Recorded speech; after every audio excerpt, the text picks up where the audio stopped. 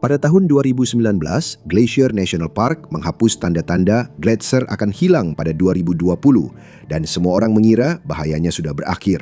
Ternyata tidak, karena krisis sebenarnya bukanlah pada gletser itu sendiri. Ini adalah utang air tak kasat mata yang menumpuk di bawah wilayah barat Amerika Serikat. Sebuah kehancuran lambat yang bisa melumpuhkan jaringan listrik wilayah barat Amerika Serikat, menguras waduk, dan membuat jutaan orang berebut air dalam dekade berikutnya. Ini adalah krisis yang tidak diperhatikan oleh siapapun. Jadi kami menelusuri catatan taman, laporan internal, dan riset di balik papan kontroversial Glacier National Park yang bertuliskan hilang pada 2020. Ketika papan itu diturunkan, berita-berita utama menyebutnya sebagai bukti bahwa gletser-gletser itu sedang pulih, padahal tidak. Model asli tahun 2003 telah gagal dan koreksinya justru mengungkap sesuatu yang jauh lebih berbahaya bagi setiap kota di hilir. Para ilmuwan kembali pada tahun 2010 untuk memeriksa data. Apa yang mereka temukan mengubah seluruh ceritanya. Es tersebut menjadi tidak stabil lebih cepat dari yang diperkirakan siapapun. Gletser Sperry terletak tinggi di dalam Glacier National Park dan merupakan salah satu massa es yang paling banyak dipantau di 48 negara bagian daratan utama Amerika Serikat. Sejak tahun 2013, Survei Geologi Amerika Serikat telah memantau gletser ini setiap tahun melalui program gletser acuannya. Dan setiap pengukuran menunjukkan arah yang sama. Gletser ini kehilangan massa. Salju yang turun sudah tidak lagi menggantikan apa yang hilang akibat mencair di musim panas. Esnya menipis secara nyata saat ini. Sperry sekarang menjadi tolok ukur untuk segala sesuatu di taman ini dan angka-angkanya menunjukkan gambaran yang cukup suram. Pada tahun 1850, wilayah yang kemudian menjadi Taman Nasional Glacier memiliki sekitar 150 gletser. Ketika taman ini dibuka pada tahun 1910, sebagian besar gletser itu masih berkembang dengan baik. Pada tahun 2015, hanya 26 yang masih cukup besar untuk dikategorikan sebagai gletser. Aliran sungai yang dulu mendapat pasokan dari gletser-gletser itu sudah mulai merasakan dampaknya. Airnya menjadi lebih hangat dan debitnya lebih rendah. Puncak aliran airnya terjadi beberapa minggu lebih awal dibandingkan sebelumnya. Di sisi St. Mary Taman Nasional, bull trout, ikan yang hanya bisa bertahan hidup di air yang hampir membeku, sekarang terdaftar sebagai spesies terancam. Dan kerusakannya juga tidak berhenti di dalam batas taman nasional saja. Para petani di hilir mulai menyadari bahwa air yang datang kini lebih sedikit dan pada musim yang tidak semestinya tahun demi tahun. Catatan suhu menjelaskan mengapa hal ini terjadi. Sejak tahun 1900, Taman Nasional Gletser telah menghangat sekitar 1,3 derajat Celcius, yaitu 2,4 derajat Fahrenheit, sekitar 80% lebih cepat dari rata-rata global. Tumpukan salju sekarang mencair setidaknya 2 minggu lebih awal dibandingkan saat model gletser asli dibuat. Pegunungan sedang berubah bentuk. Garis pohon bergerak lebih tinggi, menyebar ke padang rumput pegunungan yang dulunya terlalu dingin untuk mendukung pertumbuhan mereka. Bahkan lembah-lembah yang teduh yang dulunya melindungi hamparan es terbesar di taman ini pun kini mulai memanas. Kantong-kantong udara dingin itu memberi waktu bagi gletser, tapi perlindungan itu ada batasnya, dan batas itu kini menghilang.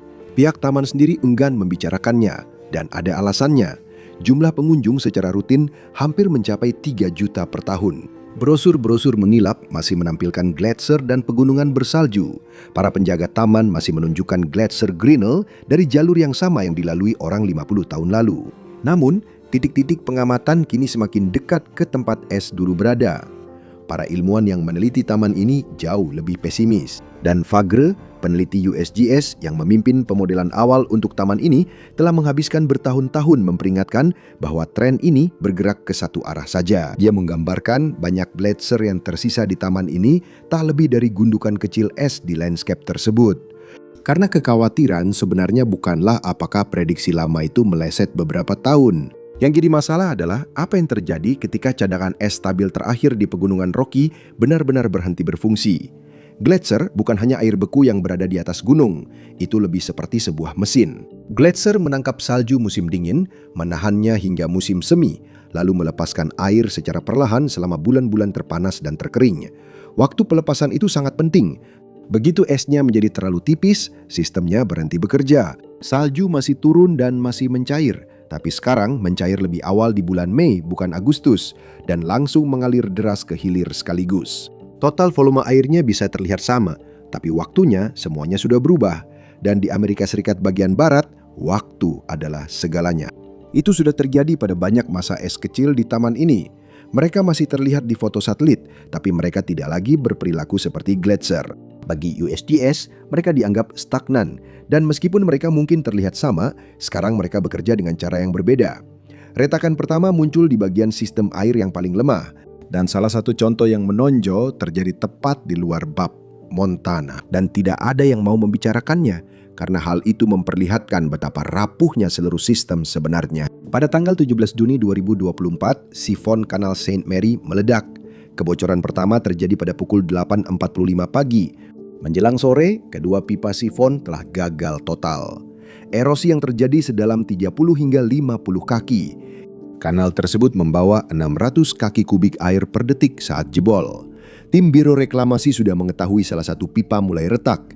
Mereka sedang memantau dan berharap pipa itu bisa bertahan sampai musim berakhir. Namun ternyata tidak. Mengganti pipa sifon tersebut akan menelan biaya sekitar $70 juta. Kongres menyetujui paket darurat sementara dan negara bagian Montana menambahkan $26 juta lagi. Menjelang akhir Juni 2025, air sudah mengalir kembali lebih cepat dari jadwal. Lihat apa saja yang bergantung pada satu pipa itu. Sistem Saint Mary menyumbang sekitar 70% aliran Milk River pada tahun-tahun rata-rata dan hingga 100% selama tahun-tahun kering. Sistem ini juga menyediakan air minum untuk 18.000 penduduk Montana dan mengairi lebih dari 140.000 ekar lahan pertanian. Itu setara dengan menyirami 106.000 lapangan sepak bola. Bangsa Blackfeet sangat bergantung padanya. Fort Belknap juga bergantung padanya, bersama dengan 8 distrik irigasi terpisah yang tersebar di seluruh wilayah tersebut. Jadi ketika sifon itu gagal, bukan hanya gangguan sebagian, itu adalah penutupan seluruh sistem. Selama satu musim tanam penuh, air berhenti mengalir melalui jaringan yang menjadi dasar bagi segala sesuatu di hilir. Bendungan pengalihan masih dalam proses pembangunan kembali dengan konstruksi yang akan berlangsung hingga tahun 2028. Di hilir, sifon Halls Coulee sudah dijadwalkan untuk diganti setelah para insinyur menandainya sebagai titik kegagalan berikutnya yang paling mungkin. Mereka mungkin sudah memperbaiki pipa-pipanya, tapi mereka tidak memperbaiki masalahnya. Yang mereka lakukan hanyalah mengganti bagian-bagian tua dari rantai yang masih mengalami tekanan dengan cara yang sama. Dan itu tidak menyelesaikan masalah penurunan sumber air, karena masalahnya bukan pada infrastruktur di hilir, tapi pada pasokan di hulu. Sistem sumbernya yang menjadi dasar bagi semua hal lainnya. Dan sumber itu berada di dalam Taman Nasional yang masih dianggap oleh masyarakat sebagai tujuan wisata indah, bukan sebagai sistem pemasok air yang sedang runtuh. Es akan tetap ada dalam beberapa bentuk selama beberapa dekade. Jadi, mengapa bangsa-bangsa adat dan distrik pertanian sudah berebut dana darurat? Mengapa mereka menambal pipa-pipa yang dibangun saat Woodrow Wilson masih di Gedung Putih? Anda mungkin mengira ini masalah Montana, tapi bukan. Ada sebuah puncak di dalam taman yang disebut Triple Divide. Jatuhkan setitik salju di atasnya. Tergantung di sisi batu mana salju itu jatuh, salju tersebut akan berakhir di 3 samudera yang berbeda. Air yang mengalir ke barat masuk ke Flathead dan akhirnya mencapai Samudra Pasifik. Jika mengalir ke timur, air itu akan sampai ke Sungai Missouri, Mississippi, lalu ke Teluk Meksiko. Jika mengalir ke utara, Sungai Saint Mary membawa air itu melintasi Kanada hingga ke Arktik. 1 puncak, 3 samudra. Itu berarti es di taman ini tidak hanya memasok air untuk Montana. Es ini menopang jaringan listrik Pasifik Barat Laut, daerah gandum High Plains, dan sungai-sungai yang melintasi perbatasan internasional. Sebuah ekonomi gabungan senilai ratusan miliar dolar. Sisi Flathead paling penting untuk listrik. Ada 3 cabang sungai yang mengalir ke sana. North Fork mengikuti tepi barat Taman Nasional Glacier. Middle Fork mengalir di sepanjang batas selatan. Keduanya menarik air lelehan langsung dari lapangan es Taman Nasional sebelum bergabung di hilir ke alur utama Sungai Flathead. South Fork berasal dari Bob Marshall Wilderness di selatan Taman Nasional, menambah volume dari sistem lapisan salju yang lebih luas. Semua bermuara ke Waduk Hungry Horse, hanya 15 mil dari pintu masuk barat Taman Nasional. Dari sana, air berubah menjadi tenaga listrik. Bendungan Hungry Horse memasok jaringan listrik yang mencakup 31 fasilitas hidro federal di seluruh wilayah Pasifik Barat Laut. Di puncak sistem itu terdapat bendungan Grand Coulee, tulang punggung produksi regional. Namun Hungry Horse tidak beroperasi secara konstan. Bendungan ini beroperasi dengan jadwal beban puncak. Bendungan ini meningkatkan produksinya saat permintaan melonjak di bulan-bulan terpanas sepanjang tahun, yaitu akhir Juli, Agustus, dan awal September. Itulah minggu-minggu di mana limpasan air dari gletser dulu berperan menstabilkan aliran di latar belakang. Sekarang, waktu tersebut mulai bergeser. Sisi timur berbeda, tapi sama pentingnya. Aliran air di sana mengairi ladang gandum, jelai, dan bit gula di seluruh dataran besar bagian utara. Sebagian dari hasil panen biji-bijian itu masuk ke pasar Kanada. Perjanjian perairan perbatasan tahun 1909 masih mengatur bagaimana sungai Saint Mary dan Milk dibagi antara kedua negara. Seluruh perjanjian itu mengasumsikan aliran airnya relatif stabil. Kenyataannya tidak demikian. Ketika puncak ini berhenti berfungsi secara maksimal, kerusakannya tidak hanya terjadi di satu negara bagian, bahkan tidak hanya di satu negara saja. Dan ada satu lapisan lagi dari masalah ini yang hampir tidak pernah disebutkan. Administrasi Tenaga Listrik Bonneville atau BPA menjual listrik ke 8 negara bagian di wilayah barat. Mereka mengambil listrik dari sistem tenaga air yang dibangun dengan asumsi bahwa aliran sungai stabil dan dapat diprediksi. Tarifnya disusun berdasarkan perkiraan hasil produksi. Ketika hasil produksi tersebut kurang, BPA akan membeli listrik pengganti di pasar terbuka atau langsung membebankan kekurangan tersebut kepada perusahaan utilitas. Bagaimanapun juga, biayanya akan dibebankan ke tagihan rumah tangga. Pada saat yang sama, wilayah ini mengalami pertumbuhan permintaan listrik tercepat di Amerika Utara. Pusat data skala besar, termasuk fasilitas yang dioperasikan oleh Microsoft dan Google, dibangun di sini karena satu alasan sederhana, tenaga air yang murah dan andal dari sistem Sungai Columbia. Sekarang mereka meningkatkan kapasitas untuk beban kerja kecerdasan buatan yang membutuhkan listrik lebih banyak lagi. Pada saat yang sama, sistem yang memasok mereka menjadi semakin tidak dapat diprediksi. Semuanya terhubung kembali ke cekungan yang sama. Salju dan es di hulu yang sama memasok jaringan Columbia, termasuk air lelehan yang dulu menyangga permintaan di akhir musim panas. Permintaan semakin meningkat, sementara infrastruktur menua. Sumber air yang menstabilkan seluruh sistem terus menurun. Disinilah ceritanya berhenti membahas es dan mulai membahas sesuatu yang jauh lebih sulit untuk diperbaiki. Ketika sifon Saint Mary gagal pada 17 Juni 2024, aliran air berhenti, tetapi hak atas air tidak dihentikan. Tidak ada kontrak yang dibatalkan. Sistemnya berjalan sempurna di atas kertas, sementara sungainya tidak. Kesenjangan antara catatan hukum dan kenyataan fisik itulah bagian yang paling berbahaya dan hampir tidak ada yang membicarakannya. Aturan yang menyebabkan kesenjangan itu disebut prior appropriation. Siapa yang lebih dulu, dia yang berhak. Klaim paling awal mendapatkan akses prioritas terhadap air yang ditegakkan melalui catatan pengadilan dan keputusan administratif sejak tahun 1900-an. Dan bahkan hingga hari ini, aturan itu masih dianggap mengikat secara hukum. Bayangkan dua peternak di sepanjang sungai Saint Mary di utara Montana. Satu keluarga mengajukan klaim air pada tahun 1908. Keluarga lainnya datang pada tahun 1962. Pada tahun kering ketika sungai turun di bawah tingkat yang mereka berdua butuhkan, keluarga yang mengajukan klaim pada tahun 1908 menerima alokasi penuh mereka. Keluarga yang datang pada tahun 1962 tidak menerima apa-apa. Bukan jumlah yang dikurangi, sama sekali tidak mendapat apa-apa. Sistem ini dirancang untuk melindungi kepastian bagi para pengguna awal, dan itu berhasil. Tetapi ada satu hal yang terlewatkan. Sistem ini tidak dirancang untuk sungai yang terus menyusut dari tahun ke tahun. Hak-hak ini ditulis ketika aliran musim panas masih konsisten dan lelehan gletser memberikan penyangga musiman yang dapat diandalkan. Dulu selalu dipercaya bahwa penyangga itu akan terus ada tanpa batas. Tapi kenyataannya tidak begitu. Es yang dulu menstabilkan sungai-sungai ini sekarang tidak lagi berfungsi seperti sistem penyimpanan. Dan ketika sistem fisik tidak sesuai dengan dokumen hukum, konsekuensinya langsung terasa dan tidak adil. Pengguna junior langsung kehilangan akses air. Pengguna senior menyaksikan hal itu terjadi dari tepi sungai yang sama. Ketika kekurangan terus berlanjut, sistem semakin terpecah. Pengguna junior menggugat pemotongan di pengadilan khusus air. Pengguna senior mempertahankan prioritas mereka. Proses hukum bisa berlangsung selama bertahun-tahun. Dan sementara proses hukum berjalan dengan kecepatannya sendiri, pasokan fisik terus menyusut di bawahnya. Montana bukan satu-satunya yang mengalami hal ini. Idaho, Wyoming, Colorado, Utah, Nevada, dan California semuanya menerapkan versi aturan yang sama. Seluruh peta hukum di wilayah barat Amerika Serikat dibangun untuk mendistribusikan sumber daya yang diharapkan tetap sama. Suku Gros-Ventre dan Assiniboine di Fort Belknap telah menghabiskan bertahun-tahun bernegosiasi mengenai hak atas air yang terkait dengan sungai Milk. Penyelesaian yang mereka coba selesaikan pada tahun 2026 didasarkan pada rata-rata aliran dari periode ketika limpasan gletser secara artifisial meningkatkan debit sungai. Air yang menjadi dasar rata-rata tersebut sudah mulai menghilang. Doktrin Winters tahun 1908 memberikan hak atas air kepada suku-suku yang diakui secara federal, yang didahulukan daripada sebagian besar klaim negara bagian. Secara teori, itu membuat hak suku menjadi salah satu yang paling dilindungi di Barat.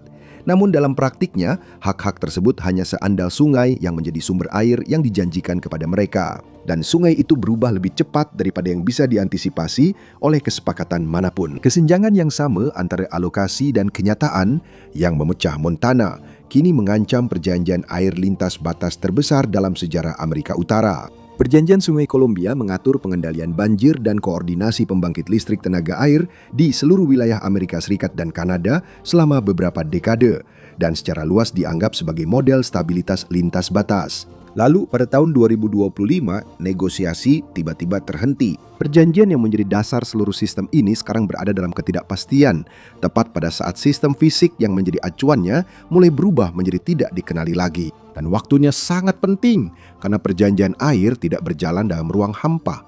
Cekungan Columbia menopang porsi besar listrik tenaga air di Amerika Serikat, wilayah pertanian utama, dan jalur pengangkutan barang yang sangat penting. Sementara itu, sebagian besar kendali hulu sistem ini berada di dalam Kanada.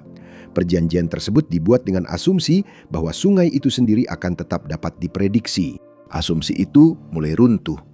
Yang aneh adalah sistem ini masih terlihat sehat dari luar. Ketinggian waduk-waduk mendekati target. Bendungan-bendungan utama masih melakukan pelepasan air. Di sebagian besar wilayah cekungan, aliran sungai tetap mendekati rata-rata historis. Tetapi kesan kestabilan ini semakin rapuh. Alasan mengapa terlihat sehat adalah alasan mengapa itu dalam bahaya. Bonus dari gletser masih terus datang. Es mencair lebih cepat daripada penggantiannya. Dan tambahan air hasil pencairan itu muncul sebagai air bonus di sungai-sungai. Kehilangan yang sama yang akan menyebabkan kekurangan di kemudian hari untuk saat ini justru menyembunyikannya. Ada juga batas waktu yang ketat yang tersembunyi dalam perjanjian asli. Pada bulan September 2024, ketentuan pengendalian banjir selama 60 tahun yang dijamin telah berakhir. Ketika itu terjadi, sistem beralih ke protokol manajemen banjir berdasarkan kasus per kasus yang sebenarnya tidak pernah dimaksudkan untuk menanggung beban variabilitas modern sepenuhnya. Ini adalah kerangka kerja yang dibangun untuk sungai yang sama sekali berbeda. Senator Maria Cantwell dari Washington telah memperingatkan bahwa meningkatnya ketegangan perdagangan dapat membahayakan seluruh perjanjian Sungai Columbia. Sementara itu, administrasi tenaga listrik Bonneville telah mengarahkan permintaan komentar ke Departemen Luar Negeri, dan Departemen Luar Negeri tetap bungkam di depan publik selama berbulan-bulan. Yang penting bukanlah seberapa banyak air yang terlihat di sistem saat ini. Yang penting adalah apakah aturan yang mengaturnya masih sesuai dengan perilakunya ketika tekanan kembali muncul. Para ahli hidrologi memiliki istilah untuk titik balik ini, yaitu puncak debit air. Ini adalah saat di mana sungai yang dialiri oleh gletser mencapai output maksimum sebelum mulai menurun secara permanen. Ketika sebuah gletser berada dalam keadaan seimbang, ia melepaskan air sebanyak yang didapat dari salju yang turun. Namun seiring dengan pemanasan iklim, keseimbangan itu pun rusak. Es yang membutuhkan waktu berabad-abad untuk terkumpul mulai mencair lebih cepat daripada bisa digantikan. Dan untuk beberapa waktu, hal itu justru meningkatkan aliran sungai. Air lelehan tambahan menambah limpasan musiman normal. Jadi, permukaan sungai-sungai naik, waduk-waduk terasa lebih penuh, dan seluruh sistem didorong oleh lonjakan yang bisa berlangsung selama puluhan tahun. Lalu, sistem ini melewati ambang batas. Gletser menyusut melewati titik di mana ia bisa mempertahankan aliran tambahan itu. Fase bonus pun berakhir, dan yang terjadi setelahnya bukanlah kembali ke keadaan normal. Ini berarti turun ke tingkat dasar baru, yang lebih rendah dan kurang dapat diprediksi daripada yang diperhitungkan saat infrastruktur itu dirancang. Pada tahun 2026, wilayah barat Amerika Serikat berada di dalam lonjakan itu. Beberapa cekungan yang lebih kecil bahkan sudah melewati puncaknya. Sistem yang lebih besar seperti Columbia dan Missouri diperkirakan akan mencapai puncaknya di antara tahun 2030-an hingga 2050-an. Tahun pastinya tergantung pada daerah aliran sungainya. Aturan waduk, kontrak irigasi, jadwal pembangkit listrik tenaga air, semuanya masih didasarkan pada sejarah terbaru. Sejarah terbaru itu terlihat seperti kelimpahan, tapi sebenarnya dibesar-besarkan oleh puluhan tahun air lelehan ekstra yang tidak akan bertahan lama. Fase yang tidak normal dianggap sebagai sesuatu yang permanen. Badan-badan federal memahami hal ini. Biro Reklamasi sudah mengatakan dengan bahasa teknis bahwa asumsi lama itu sudah tidak berlaku lagi. Gagasan itu dianggap usang. Tapi tidak ada yang di hilir yang ikut berubah. Semuanya masih berpatokan pada catatan sejarah yang sama. Mengubahnya berarti membuka kembali puluhan tahun perjanjian hukum dan politik sekaligus. Jadi sebagai gantinya, sistem berjalan dengan kontradiksi yang tidak bisa diakui secara resmi. Milk River Project baru saja menghabiskan 70 juta dolar untuk mengganti pipa-pipa yang digunakan untuk memenuhi kontrak yang dibuat berdasarkan aturan lama. Distrik-distrik yang sama yang memegang hak senior pada tahun 2026 akan tetap memegangnya pada tahun 2040 ketika airnya mungkin sudah tidak ada lagi. Di daerah aliran sungai sebelah, proyek irigasi Flathead sedang menghadapi ketidaksesuaian infrastruktur yang besar. Pompa-pompa baru dipasang pada awal tahun 2020-an dirancang untuk aliran puncak. Tapi jika lonjakan itu sudah menjadi pengecualian bukan aturan, sistem-sistem itu tidak menyesuaikan diri. Mereka tetap dibangun untuk sungai yang lebih besar. BPA juga terjebak dalam situasi yang sama. Mereka menandatangani kontrak penjualan listrik yang berlaku selama puluhan tahun. Putaran terbaru mengasumsikan produksi listrik tenaga air yang konsisten dengan 30 tahun terakhir. 30 tahun itu termasuk masa lonjakan, tapi 30 tahun berikutnya hampir pasti tidak akan demikian. Bahkan pelaku kecil pun ikut terjebak. Pemberi pinjaman pertanian di Montana dan Idaho Utara telah memberikan pinjaman operasional dengan jaminan nilai lahan pertanian. Nilai-nilai tersebut sudah disesuaikan dengan kondisi aliran air saat ini. Jaminan di balik pinjaman tersebut bergantung pada pasokan air yang stabil. Ketika pasokan air terputus, nilai jaminan turun dan portofolio pinjaman ikut turun nilainya. Bank regional dan program pinjaman federal belum memperhitungkan hal ini sebagai risiko nyata. Jadi, apa yang seharusnya mengisi kekosongan ketika itu berakhir? Lembaga-lembaga yang mengelola bendungan tahu apa yang akan terjadi. Strategi iklim.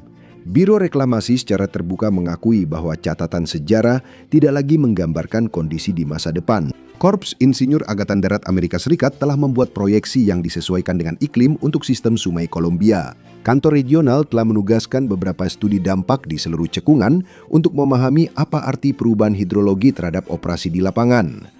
Namun tidak satu pun dari mereka yang menulis ulang aturan operasional. Kenapa?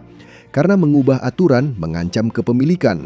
Setiap hak air senior di barat adalah selembar kertas yang hanya berlaku jika sistem di belakangnya tetap konsisten.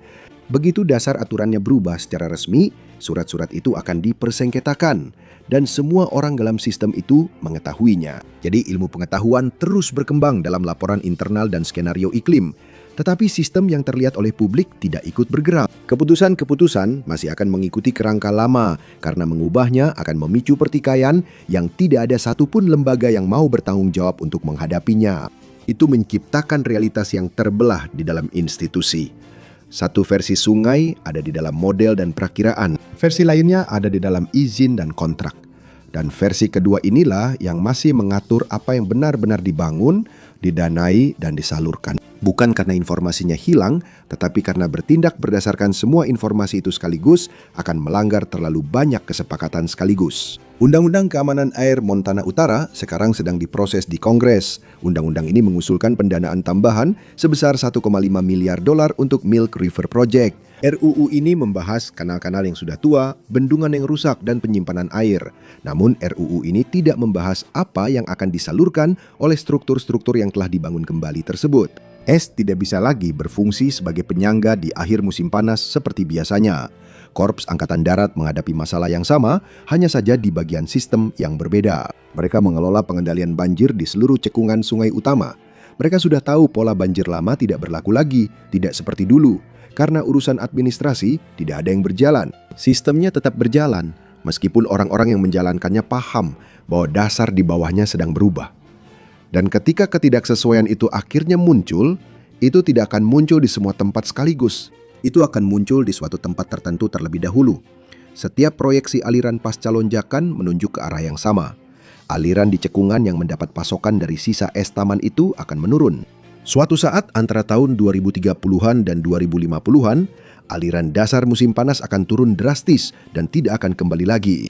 Tahunnya mungkin masih bisa diperdebatkan, tapi arahnya sudah pasti. Tidak ada satupun skenario di mana air itu akan kembali. Tidak ada satupun kontrak besar yang ditulis untuk penurunan permanen. Di hilir, bendungan-bendungan itu sendiri tidak pernah dirancang untuk penurunan permanen. Waduk Hungry Horse dibangun untuk menangani fluktuasi musiman, bukan kehilangan aliran masuk dalam jangka panjang.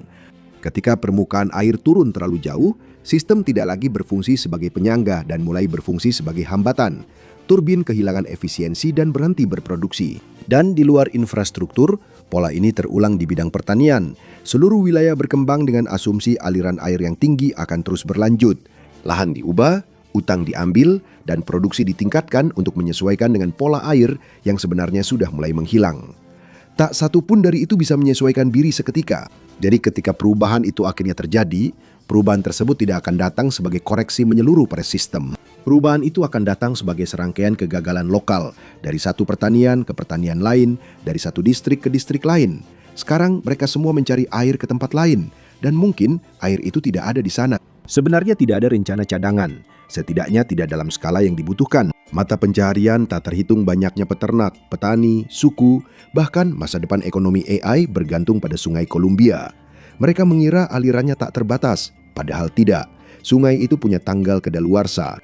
Biro Reklamasi tahu apa itu. BPA tahu apa itu. Perusahaan-perusahaan yang menandatangani kontrak hampir pasti tahu apa itu. Tidak satu pun dari mereka yang mengatakannya secara terbuka. Tidak ada sistem penyimpanan yang didanai yang cukup besar untuk menggantikan fungsi penyangga es yang dulu tersedia gratis. RUU yang ada di hadapan Kongres sebagian besar membahas pipa-pipa tua, bukan kesenjangan hasil pasca lonjakan di seluruh daerah aliran sungai.